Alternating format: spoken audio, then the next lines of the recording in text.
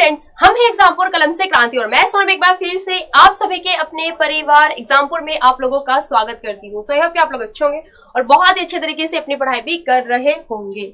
सो चलिए भाई हम लोग सेशन को शुरू करते हैं और हम देखने जा रहे हैं आज अपने टॉपिक जलवायु परिवर्तन प्रदर्शन सूचकांक के बारे में। आज के समय में जलवायु परिवर्तन जो प्रदर्शन है यह एक मुद्दा बना हुआ है, क्योंकि ग्लोबल वार्मिंग यानी कि पॉल्यूशन के बढ़ने की वजह से ग्लोबल वार्मिंग बढ़ रही है और जो कि जलवायु है वह चेंज हो रही है।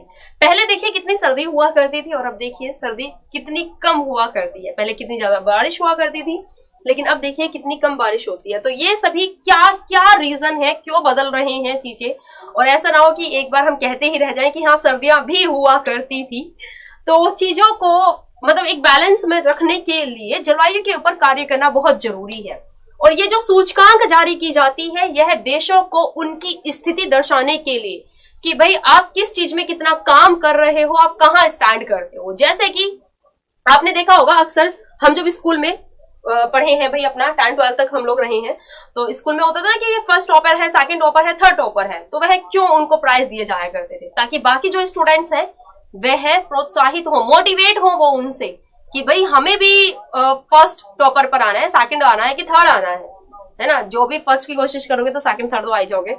तो एक होता है ना अपने अंदर से भी एक मोटिवेशन आता है कि भाई हमें भी मतलब पढ़ना है ज्यादा और हमें भी काम करना है, हम कहाँ स्टैंड करते हैं, ये कहाँ स्टैंड करते हैं। तो ये सब चीजें जो है प्रोत्साहित करने का कार्य करती हैं। तो सूचकांक भी कुछ इस तरह से ही है। यदि हम जलवायु परिवर्तन प्रदर्शन सूचकांक की बात करें तो यह जो सूचकांक जारी की जाती है वह जर्मन वॉच के द्वारा जो कि एक नॉन प्रॉफिट एक संगठन है, इसके द्वारा यहाँ पर जारी की जाती है।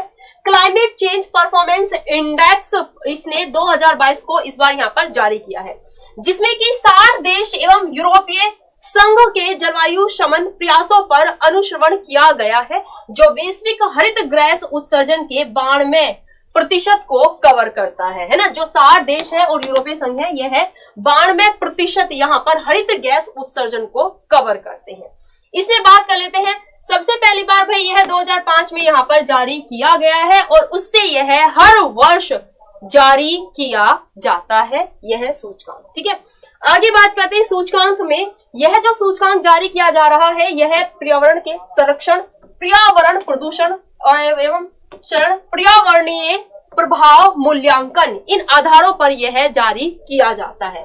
कोई भी देश सभी सूचकांक श्रेणियों में इतना अच्छा प्रदर्शन नहीं करता है कि CCPI में समग्र रूप से वह उच्च रेटिंग हासिल कर सके।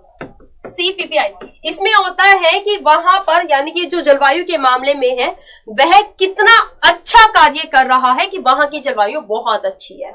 तो अगर हम इसमें बात करें तो ना तो फर्स्ट नंबर पर, ना सेकंड नंबर पर और ना ही थर्ड नंबर पर कोई भी देश आया है। टॉप 3 जो रैंकिंग है यह खाली है, क्योंकि किसी भी देश को इतनी रेटिंग नहीं मिली। रेटिंग के अकॉर्डिंग ही देशों को रैंक मिलती है। तो इसमें टॉप 3 यहाँ पर खाली है। बट यदि मैं 4th नंबर की बात करूं यहाँ पर 4th नंबर पर, तो 4th नंबर पर इसमें डेनमार्क आया है।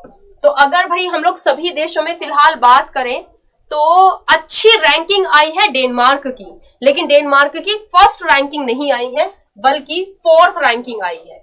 ठीक है, याद रखिएगा। तो क्या हो जाएगा कि भाई यह 4th रैंक वाला देश है जो कि एक तरह से सर्वोच्च आया है बाकी देशों में।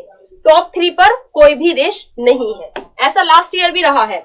उसके बाद अगर हम कुछ बाकी देशों की बात करें, जैसे कि G20 कंट्रीज की अगर हम बात करें तो इनमें यूनाइटेड किंगडम 7वें स्थान पर आया है, हमारा भारत 10वें स्थान पर है।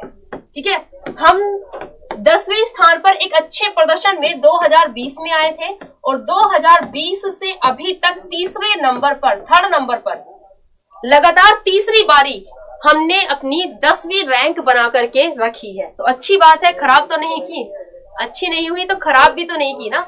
तो ये अच्छी चीज है कि भाई हम लोग 10वें नंबर पर यहाँ पर बरकरार है। उसके बाद बाकी G20 कंट्रीज में बात करें तो जर्मन की 13वें पर है और फ्रांस की 17वें नंबर की रैंकिंग है। ठीक है, याद रखिएगा। भारत ने तीसरी बार सर्वश्रेष्ठ प्रदर्शन किया है सूचकांक के अंदर। हम लोग अगर भारत में बात करें तो भारत के प्रदर्शन को GHG उत्सर्जन, ऊर्जा उपयोग एवं जलवायु नीति श्रेणियों में उच्च तथा नवीकरणीय ऊर्जा में मध्यम दर्जा प्रदान किया गया है भारत को। ये बताया जा रहा है कि नवीकरणीय जो ऊर्जा के स्रोत हम लोग बना रहे हैं ना, ताकि हम लोग ऊर्जा का क्या कर सके, उत्पादन कर सके, इसमें हम लोगों ने मध्यम दर्जा हासिल किया है, ना तो टॉप और ना ही लो, हमने मध्य यानी कि मिडल में हम लोग यहाँ पर आए हैं। ठीक है, तो यहाँ पर भाई यह जो कि इंपॉर्टेंट सूचकांक का टॉपिक है, यह हम लोग यहाँ तक ही रखते हैं, छोटा सा टॉपिक है और हर वर्ष रैंक जारी की ही जाती है, जो कि ये सूचकांक प्रति वर्ष जारी की जाती है। और मैंने अभी आप लोगों को लेटेस्ट रैंक के अकॉर्डिंग यहाँ पर पढ़ाया है। ठीक है, तो भारत कौन से रैंक पर है, कितनी बारी हम लोग इस रैंक पर रहे हैं, साथ ही सर्वोच्च स्थान यानी कि अच्छी परफॉर्मेंस किस देश की आई है और किसके द्वारा जारी किया जाता है। आप जब कभी किसी भी सूचकांक को पढ़ते हो ना, इंडेक्स को, तो उसमें ये चीजें ध्यान दिया करो कि ये सूचकांक किसके द्वारा जारी किया जा रहा है ना। टॉप यानी कि सर्वोच्च जो स्थान आया है वह किस देश का आया है, और इंडियाज की रैंक यानी कि भारत की जो रैंक है वह क्या आई है। ठीक है, आपको ये मेजरली किसी भी सूचकांक के बारे में पता होने चाहिए।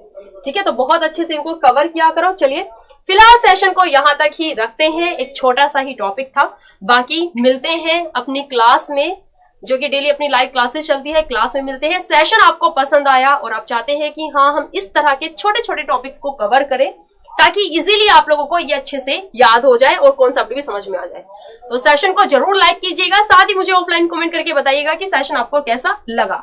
ठीक है, मिलते हैं कल अपनी लाइव क्लास में। एग्जामपुर चैनल पर अपनी 10 बजे लाइव क्लास चलती है और हरियाणा चैनल पर डेली अपनी 12 बजे लाइव क्लास चलती है। तो मिलते हैं लाइव क्लास में, अपना ख्याल रखिएगा, अच्छे से पढ़ते रहिए। थैंक यू स्टूडेंट्स एंड जय हिंद, जय भारत।